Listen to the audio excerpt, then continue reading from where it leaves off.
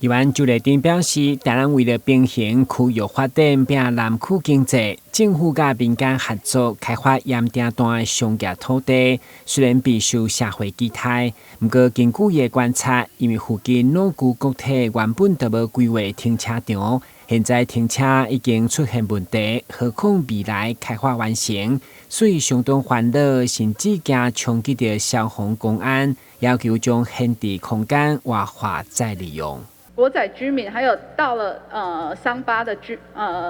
客人，其实800个位置我觉得还是不够，是不是？而且到时候我们的那个什么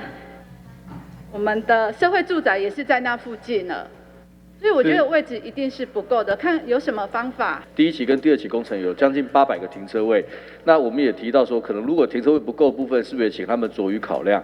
那我想议员的建议非常好，我想会后我们会再跟交通局一起合作，除了周围的停车位的在收整之外，是不是有可能在这个投资的案件里面再请他们衡酌，是不是有更多的停车车位的一个发展？在周边我们盘点，其实还有蛮多国有财产署或者是营建署，其实他们闲置在那边的空地的，我们其实陆陆续续已经在跟2个单位来做沟通协调。那如果闲置土地可以这个暂时作为停车场使用，其实我们都会积极来跟他们协调。另外，针对市府将原本2000户的社会主体兴建目标提高到4200多户来照顾青年甲弱势。不过，议员伫总质询嘛提醒市府一定要注重工程品质，千万唔通像过去安平利基国体或者是新兴国体建筑，到他纠纷争议也无法度解决。咱的新闻管制林根采访报道。